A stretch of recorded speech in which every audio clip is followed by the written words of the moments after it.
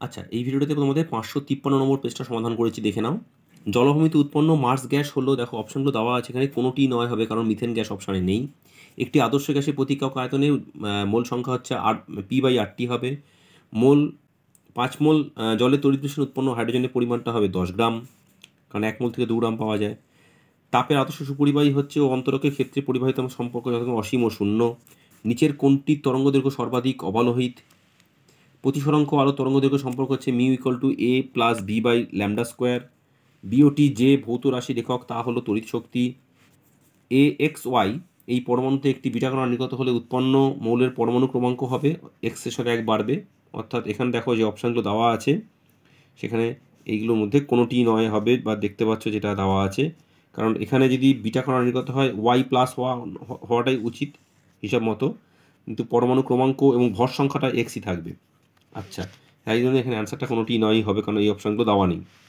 সবচেয়ে ভারী ধাতু হলো অসমিয়াম। আচ্ছা, একটি ঋজু তড়িৎ পরিবাহীর জন্য চৌম্বক বলরেখার আকার হলো বৃত্তাকার।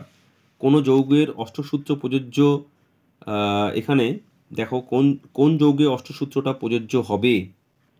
দেখো এখানে এই যে তিনটে রয়েছে, তিনটে থেকে যে অষ্টকটা কোনো কারণে কম বা বেশি হয়েছে, এখানে অ্যামোনিয়াটা উত্তর হবে।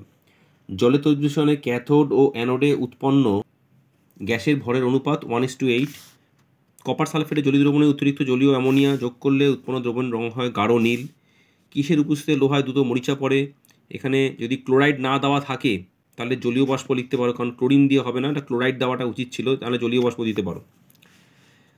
আর কোন জোটটি পরস্পরের সমগণ কিন্তু সমাবয়ব নয়? এটা হচ্ছে এই দুটো, এরা সমগণ কিন্তু সমাবয়ব হিসেবে আসছে না।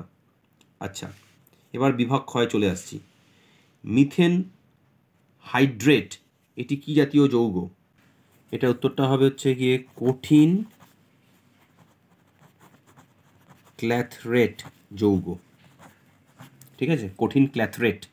আচ্ছা, ক্রমহ্রাসমান উষ্ণতার স্তর বায়ুমণ্ডলে কোন স্তরকে বলা হয়? ট্রপোস্ফিয়ার। আচ্ছা, সূর্য থেকে আগত ইউভি রশ্মিকে তাপীয় বিকিরণ বলা যায়, মানে ইউভি রশ্মিটা তো অ্যাকচুয়ালি তাপীয় বিকিরণের হিসেবে আসলে এটা মিথ্যা বলাটাই ভালো।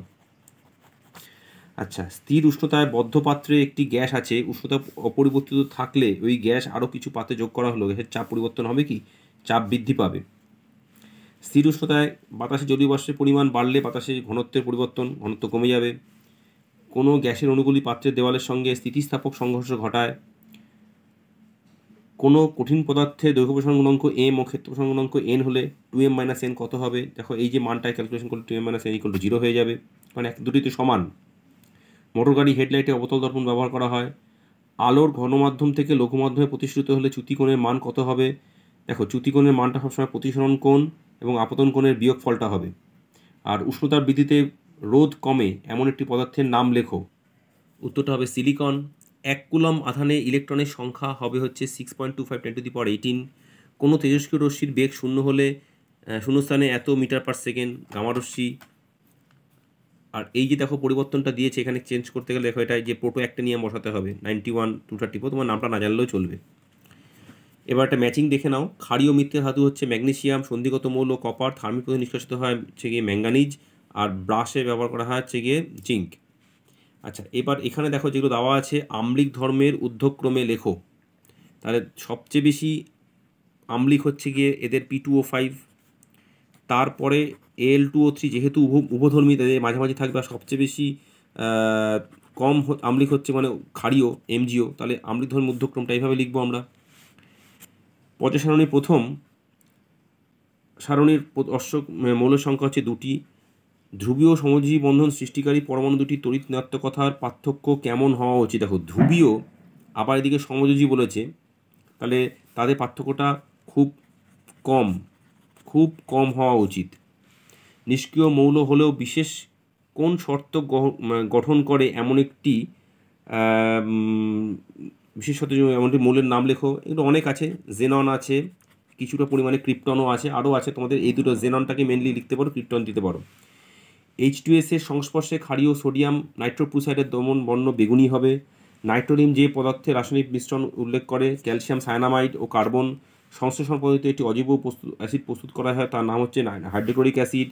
Fe+3 থেকে Fe+2 জারণ না বিজারণ? যেহেতু দেখো এখানে তোমার ইলেকট্রনটাকে গ্রহণ করা হচ্ছে, তাহলে এটা বিজারণ, কারণ এখানে Fe+3 প্লাস ইলেকট্রন নিয়েই তো Fe+2 হয়, সেই জন্য। IUPAC নাম লেখো, এটা হচ্ছে প্রোপিন, এটা হচ্ছে মিথানল।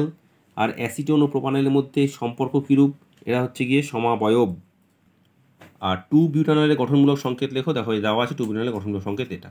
তাহলে এই পেজটাও কমপ্লিট হয়ে গেল।